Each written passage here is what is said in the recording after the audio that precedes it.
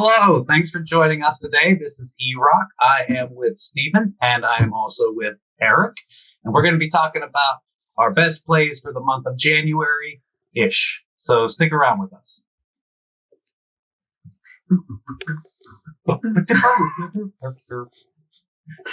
All right, excellent. So like I said, we're going to talk about our best games that we've most recently played. This isn't necessarily new to me kind of a thing that we're doing, although coincidentally I know my game is actually new to me. I think Steve's is also. Steve, why don't you kick us off?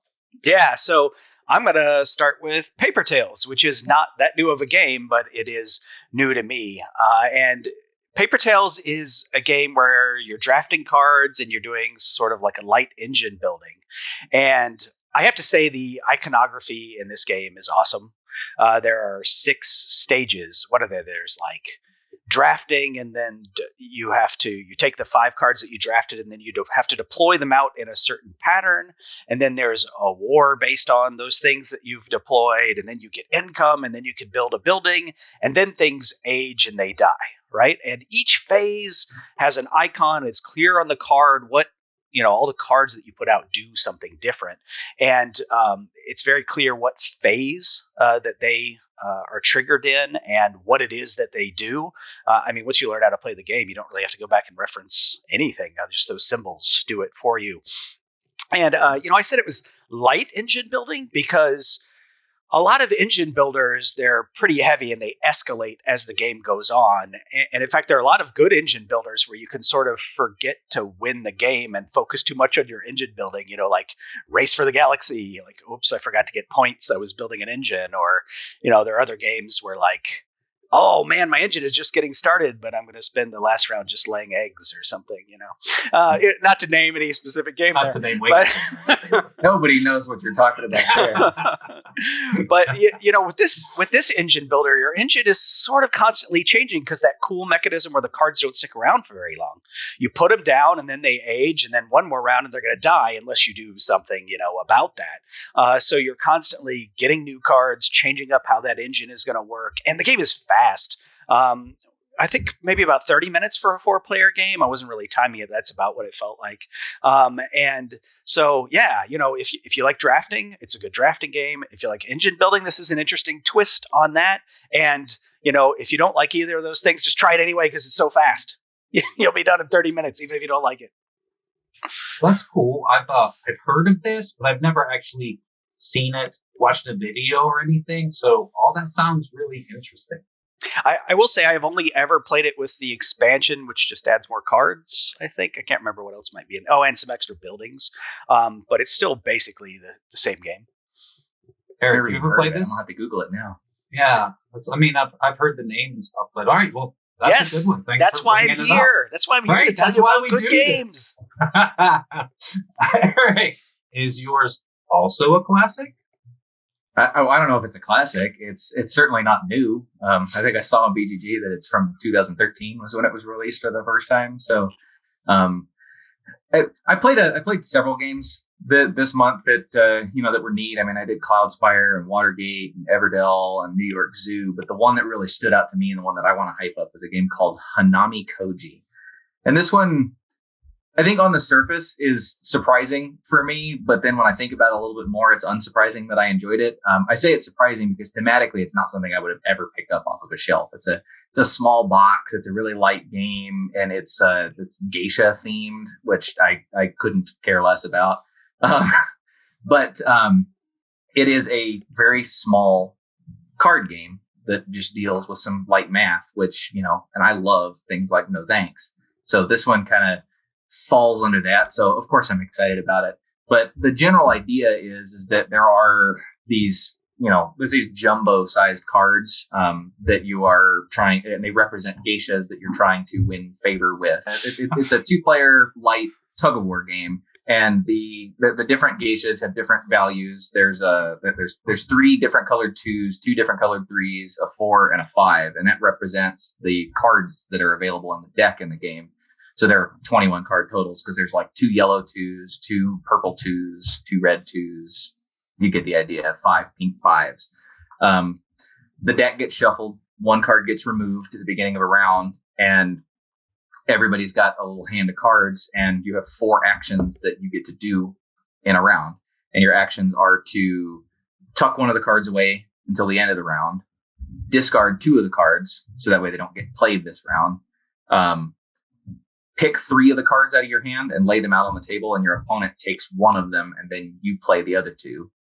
And then there is pick 4 cards, and you're creating 2 pairs of 2, and your opponent picks 1 of those pairs, plays both those cards, and then you play both those cards. And then you just compare the sum on your side versus their side, and you win favor with what was said geishas. And the goal is to either get 11 points or 4 cards. And there is a way to, one side could have 4 cards and one side could have 11 points.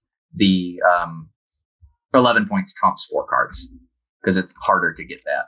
But I don't know. I love the decision space in the game. Like you feel like a genius trying to pick your 3 cards that you're going to lay out on the table, and you're trying to give your opponent a bad decision or a difficult decision. And then they look at those cards that get laid out on the table and they're like, oh God, this is a tough decision. And then they feel like a genius taking what they took because they feel like it works out for their internal math or whatever. And it's just, and the game plays really quickly. It's like a 10, 15-minute game at most, because I've played it several times now, and it never goes beyond 2 rounds. And I don't know, I've loved it. I've been super excited about it. I played it with my wife. She even really liked it, and she doesn't really like most of the games I want to play with her. So that's a 2-player only game? Yeah, it is a 2-player only game. Yeah, so I like I Split You Choose as a mechanism, and I think it works really well, obviously, 2 players. But I've heard the name of this game and reviewers talk about it before, but I never really sunk in that it was an I Split You Choose game. That's interesting. I should check this one out. Yeah, you definitely should. I mean, you like No Thanks about as much as I do, so I think you'll like this a lot. You said No Thanks, and then 2 players, and I was like, what? Because I think of No Thanks playing with, we'll play with 6, 7, 8, way past what you're supposed to play the game with, right? Yeah. Cool. Hanamikoji, it came across my radar a few years ago, and I watched a couple of things, and I was like, wow, that looks really cool. And I mentioned it to Tiff, and she's like, I played that once, I didn't like it. So that was pretty much the end of it for me, because why am I going to bother getting the game if she's not going to want to play it? But it never really diminished. I always really wanted to try this game. So maybe when we get a chance to hang out at some point, you bring it along. You should. And I mean, to be wholly honest, I mean, maybe Tiff just had a not great experience with it. Yeah, it's entirely possible. The play group or the situation, you never know, right? Yeah. Oh, let me say the word Hanamikoji, because now I think we've all 3 pronounced it differently. Just want to get that out there. It's just different Japanese dialects. That's all. Yeah, exactly. I know nothing. I know nothing. Erock, this was new to you also, right? Yes, it was. Yeah, that's interesting. My game is also new to me. And like I said at the start, this isn't really supposed to be a new to me thing. It's just the best game that we played in the last month or so. But mine is also new to me. And I'm going to talk about La Granja. This is something. So this goes back a little ways. At one of the Dice Towers conventions, Cool Stuff was selling these off at like $20 a pop. And I got one and brought it home and unboxed it. And it has been sitting on my shelf since. And we're talking, this is a minimum of 3 years, because it's been that long since we've had a Dice Tower con, if not 4 or 5 years ago. And it's literally been, I've moved several times, boxed it, taken it with me every time, never played it. I just happened to see that they have a Kickstarter now for the deluxe edition. So last week I was like, all right, we have got to just play this game. I got to know one way or the other. So we pulled it out and played it. And quite frankly, it's awesome. It was really good. One of the things that really held me back, probably, almost certainly, was it's like just another European farming game. You know what I'm saying? Like, that's how it looks. That's kind of how it presents itself. If you look at the box, you're like, oh, it's just another one of these farming games. And yeah, it is. But it's got so much going on under the hood. It's ridiculous. Like, all of the cards have 4 purposes on them. Like, you can use the middle of the card to be like an added advantage for the rest of the game. The left of the card is a field where you can build stuff on. The right of the card is an extension to your farm. And the top of the card is where is like orders. So when you play the card, you have to choose one of these 4 things to make it. And you don't play that many cards during the game. Basically, you play one every round, and every once in a while, you might get a chance to lay another one out. So they're kind of important. Like, do I want to use this for the ability, or do I want to grow some grapes or something? So these are huge micro decisions that are constantly going on. You start the game with a hand of 4 cards, and the first round you play 2.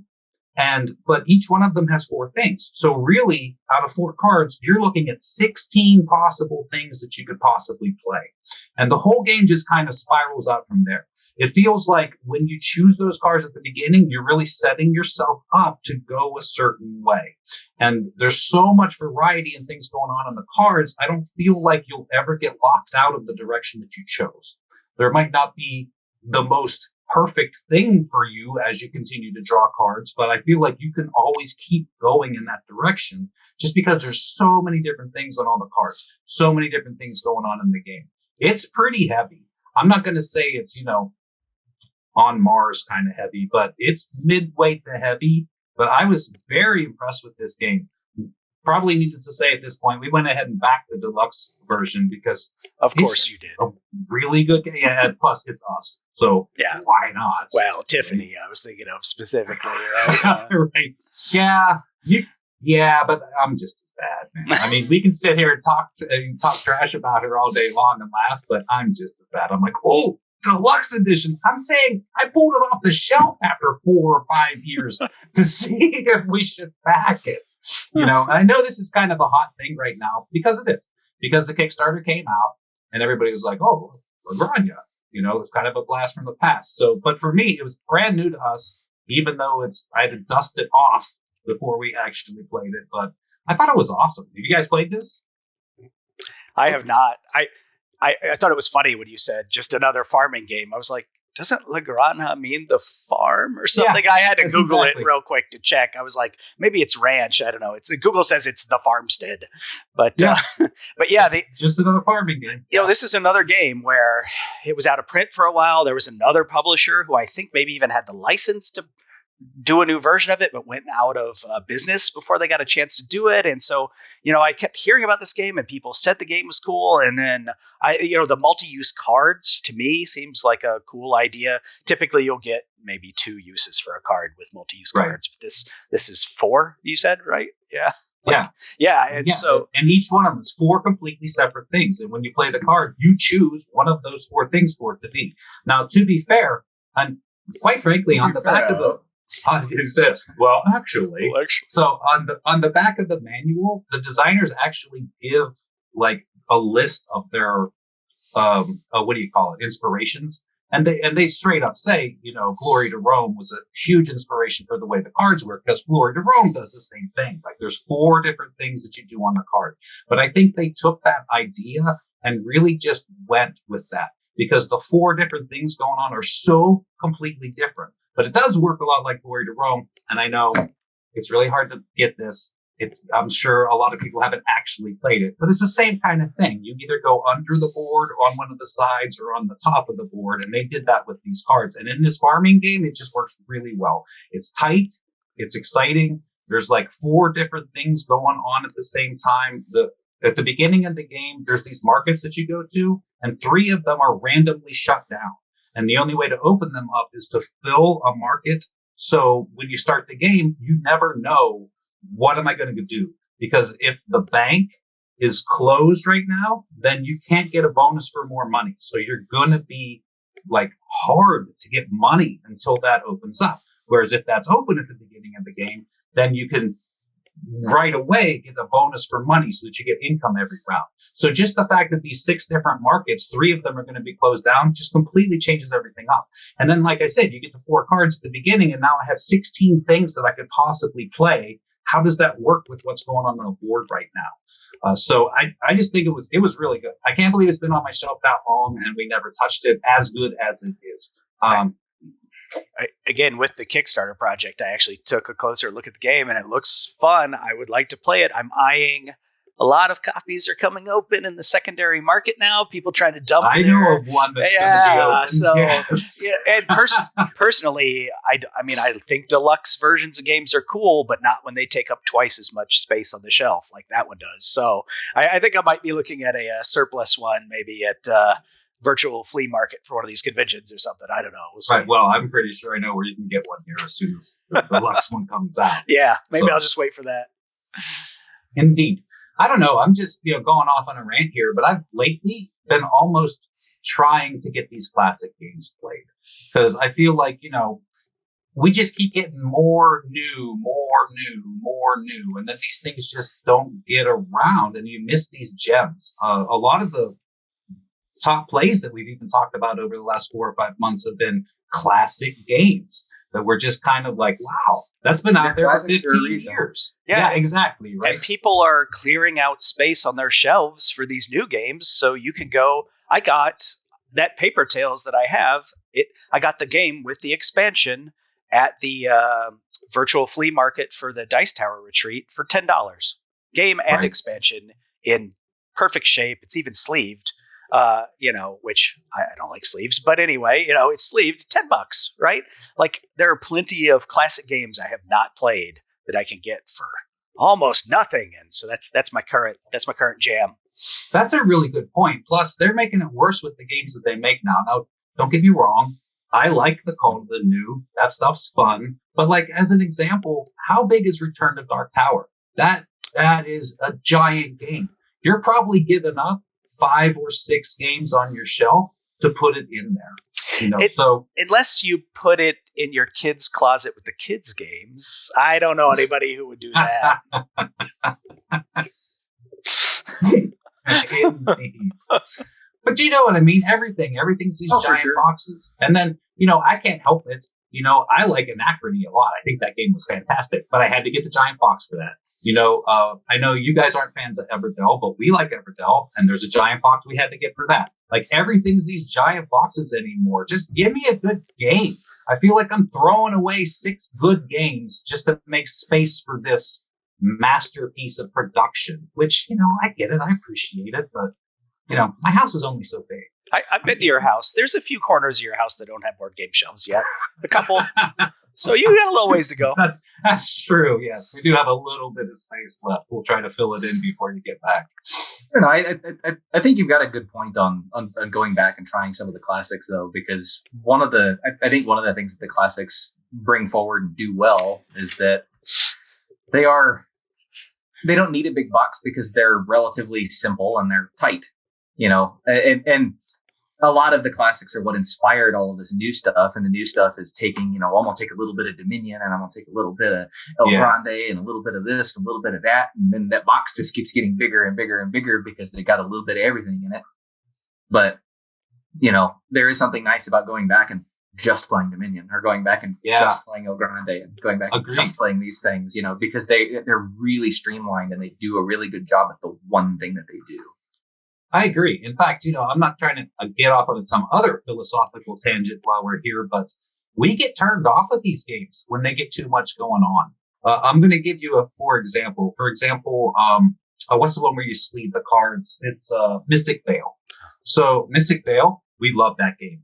We ended up getting too much. Now we have a giant box of stuff, and you have to go through like this process to put the thing together for the game. And it's like, I don't even want to bother anymore. I was much happier when I had Mystic Vale and 2 expansions. You just mixed everything together and you played the game. You know what I'm saying? Like, I feel like they're getting way down that road anymore. And La Granja is actually a good example of this because La Granja has been around forever as a regular box game. The deluxe one that's on Kickstarter now is going to come with a bunch of modules.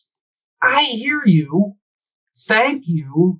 But that's not necessary, really. Just give me a nice clean box. I was going off about some other game in something else that I was doing one time.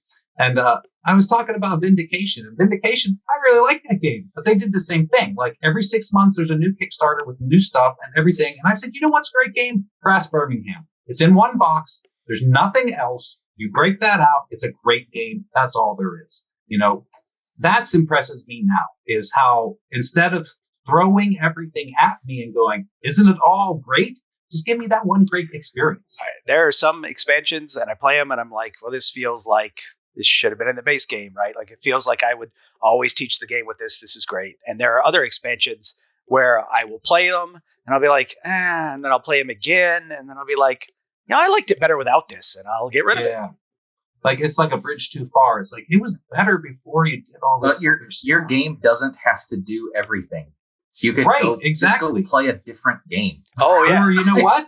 Design a different game. If you want a different game that does this, then make that game. Don't throw it in this game. One of your favorites, Erock, Isle of Skye. I would not recommend any expansion for that. Like, just play Isle of Skye. No, it's great as is. I'm not even interested in expansions for it. Yeah.